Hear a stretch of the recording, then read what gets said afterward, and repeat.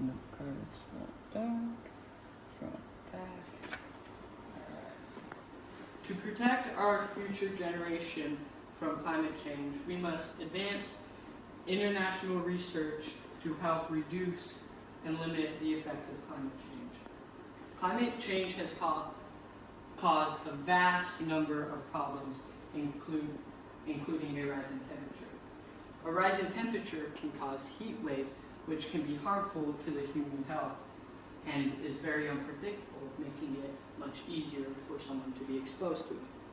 Stated by the United States National Environmental Protection Agency, from an average of 2 heat waves per year in the 1960s, from 6 in the 2010s and 2020s. That means that in 60 years, the amount of heat waves have tripled, which makes it even harder for someone to avoid a heat wave. Not only has the number tripled, but there's heat wave season, which makes it thus even more unpredictable. Also stated by the United States Environmental Protection Agency, the average heat wave season is 46 days longer than in the 1960s, which means it is about a 70-day long heat wave season, or a little over 2 months. So in 60 years, not only has heat waves tripled per year, but the heat wave season has also almost tripled. Now, while a rise in air temperature has caused heat waves, it can also cause other things like the rise in the sea level.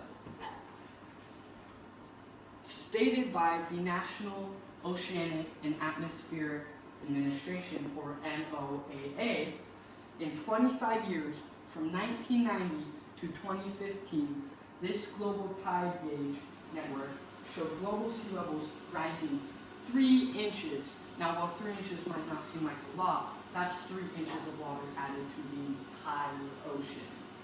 Now, if 3 inches doesn't seem like a lot, also stated by the NOAA, National Oceanic and Atmospheric Administration, by the year 2100, sea levels may rise another 1 to 8 feet. And I don't know about you guys, but I don't know anyone that's 8 feet. Now, to put this in perspective to the 3 inches from 1990 to 2015, it could be ranged from 4 inches to all the way to 32 inches of the sea level rising by the year 2100. This could cause flooding to the houses near coastal areas, making it inhabitable to the people that live there. Overall, air pollution and climate change has caused many problems, but you, as a person, could help reduce and slow the effects of it.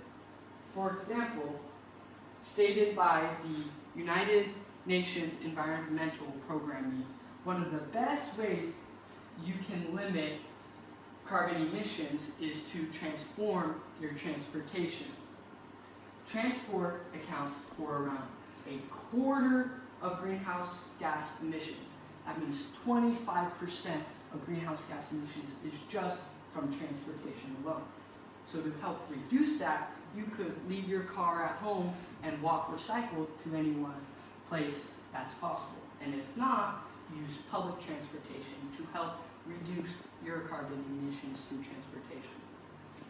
Not only can you transform your transportation, but you can also help reduce by using less energy and creating carbon-free energy, such as using solar panels.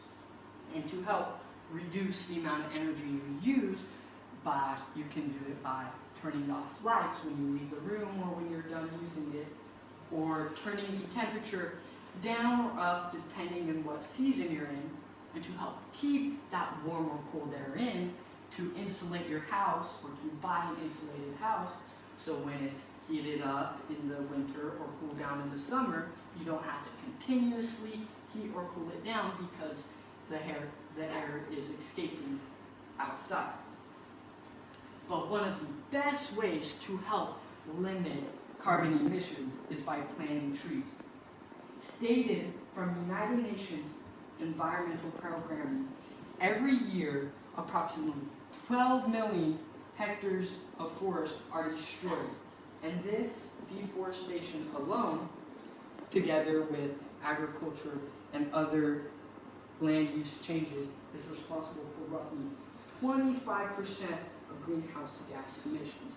That means just from transportation and deforestation alone sums up almost 50% of greenhouse gas emissions. Overall, climate change has created many problems that can affect someone's health or someone's place for living. But you can help limit your global footprint by using less carbon emission, by using public transportation, or walking or cycling to places close, or planting trees and using less power. Overall, you can help limit the global carbon emissions and help create a better, safer environment for the younger next generation.